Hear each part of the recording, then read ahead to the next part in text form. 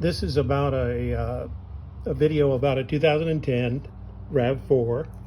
It is the 4-cylinder model. It is the 2.5 liter engine, just the basic model.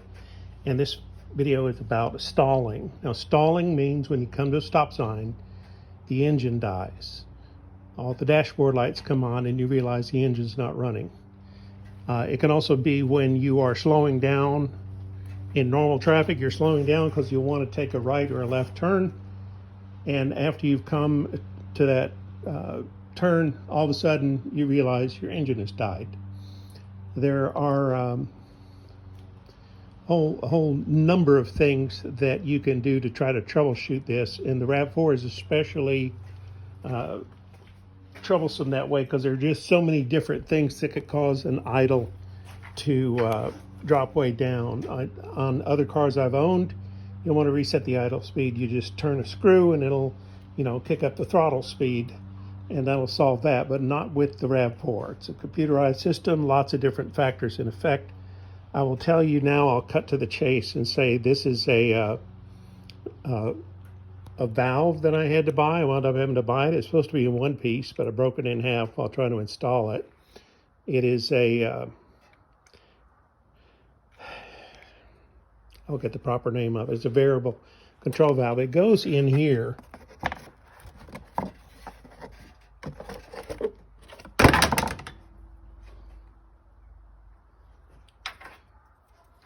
You see this here? This is the new one. The old one sat here. And what this does, evidently, it's mounted on top of the, I think the intake manifold may be what this is called. I'm not a mechanic. After having tried many other things, including replacing the alternator, verifying that this battery, even though it looks old, 4 different places that told me it's in perfect condition. The connections are strong. They look a little rusty, but they're not. They're good, strong connections. The ground strap is attached in the proper place to ground it to the vehicle. The fuses that can cause this problem are there's a black fuse here. That's an ignition fuse. There's another one over here. One of the small blue 15 amp fuse is also an ignition fuse. I've verified both of those are working correctly. What else did I do? Oh, I did the idle speed reset, which I don't know how many cars have this. Apparently a lot of the Toyotas do. What it means is you get in the car, you get in a safe place because you're not going to drive the car anywhere, but you get in the car, and you can see other videos about this, but basically you stick the key in, it's dusty, you stick the key in, turn it forward without cranking, just turn it to that on position without starting the car, turn it off, turn it back on, turn it back off, turn it back on, and then do crank the engine. Shift it into drive with the parking brake on so the car doesn't move. Keep your foot on the brake, make sure the car doesn't move, and just let it sit in drive for about 5 or 6 minutes while the RPM, as measured by the odometer, or the tachometer you can't see there, settles itself. You know what? That worked the very first time I did it, and the car ran perfectly for a month.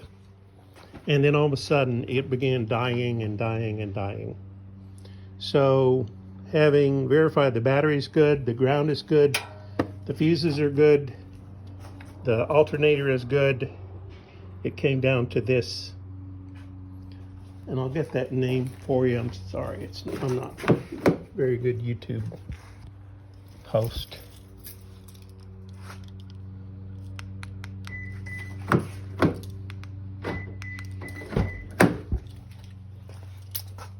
It is called the DVVT system retard malfunction. That's the problem that it had. The part that is needed to correct that, the part I've been showing you, the broken in half one, is called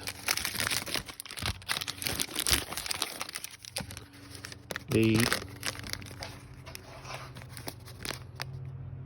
engine variable timing solenoid, and I paid a bunch for it. But they said, among all the other things it said could cause a idle speed to drop down to the point where the engine dies when you're in the middle of traffic, in the middle of driving. When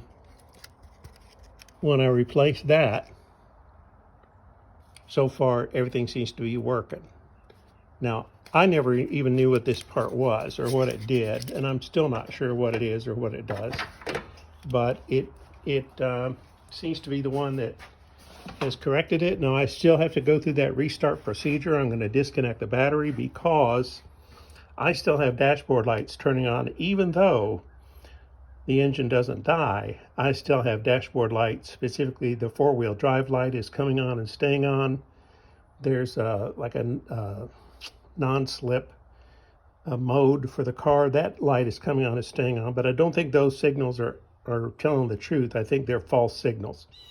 So I'm going to do the restart procedure. I'm going to disconnect the battery myself on purpose, which is what really starts this whole problem. Is normally your battery, your car won't start dying until for some reason you disconnect the battery and reconnect it. Then with these RAV4s, if you do not do that reset, relearn procedure, it will not work. So as I said, first time I disconnected the battery, I did the reset, relearn procedure. The thing ran fine for a month. I've spent about the last week chasing all the different things I just told you about. So good luck.